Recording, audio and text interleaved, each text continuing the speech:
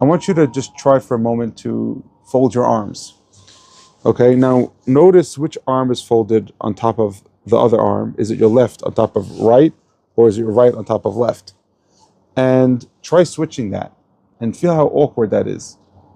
Now, when you try that exercise, you'll see how we make choices sometime in our life that we just get used to it. We don't even realize that those are choices that we made, we got used to, and anything that's different than that is like it's awkward. When we come to the time of Elul, the first step of Elul is Parashat Re'eh. In Parashat Re'eh, the Torah is telling us, Re'eh Elul Higia, that's the Rashi Tevot of Re'eh. See, Elul is coming, and in the same Sukkim, we're talking about the concept that Hashem is giving you choice. Choice of blessing and choice of curse. If they do the Torah mitzvot, they'll have blessing. If they do the avirot, they'll have curse. Now we have to understand, if a person does the Torah mitzvot, he gets reward. If he doesn't do the mitzvot, he gets punishment. How did it come to be that we're giving you choice of blessing and curse and not reward and punishment? And how is it that this is the beginning of the concept of Elul? And I'll explain that. You see, all change happens because there was a choice.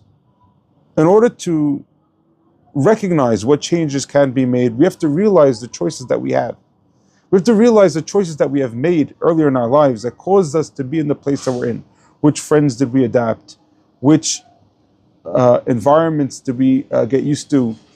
What type of cell phones do we have? What type of study sessions we have? What type of schedule we created for ourselves? We change any one of these things in any way, it could have ripple effects. Now the problem is that most people that they try to change, it doesn't last. Last of New Year's resolutions are proven to be only 2 to 3 weeks.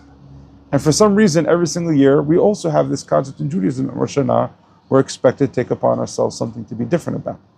And how do we expect it to happen if research shows that it doesn't work?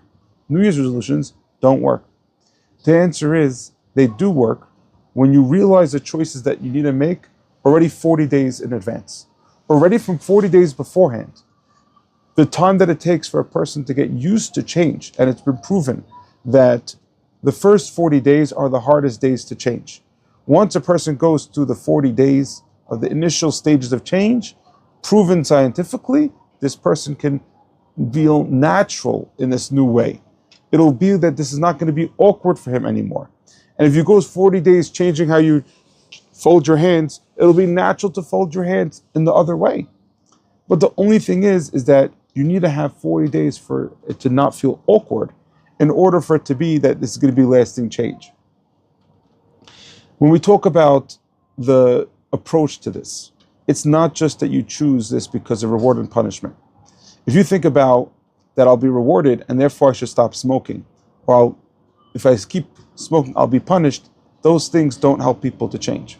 What helps people to change is when a person changes his outlook. Instead of saying, I'm a smoker who's trying to quit, he says, I'm a non-smoker who's trying to get back my freedom.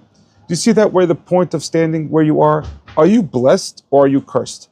If you choose, I am God's son, and I'm coming back to where I really am, is very different than if you say, I'm a sinner and I'm trying to not sin. Because if you say I'm a sinner and you're going against yourself, you're going against your identity, it's going to be very hard for you to change. Change really happens in an instant. When you make that choice of what type of person are you? Do you believe that not smoking means freedom? The first step to stop these addictions is that what I want by stopping this is I want back my freedom, because that's who I really am. And I disidentify myself from being a smoker. I disidentify myself from being a sinner. It's a choice that needs to be made, but it takes 40 days for a person to recreate himself, to become that new person. It's not that those actions that you're doing, the awkward changes, are just awkward changes that you're going against the system. No. Those awkward things are reprogramming your brain that this is who I really, really am. And that takes 40 days to change. Change happens in an instant. The choice is an instant. It just takes sometimes 40 days for the person to recognize that choice and let that choice go through every part of his body. And it's so interesting how it takes for an embryo to be considered a real person regarding halakha and also regarding science, it takes 40 days. Why is it like that? Why is it like that? Because it takes 40 days to create a human. 40 days it will take scientifically for the ultrasound to recognize the heart pumping. They don't have a heart pumping till 40 days. So to be able to retransform, to become a new person, to metamorphosize, it has that 40-day price. So choose your choice. Re'eh. See your options. See what you could do differently. See who you really are. See what's considered blessing and what's considered curse. And when you choose what's considered freedom in your life, then you made the first step towards the real choice.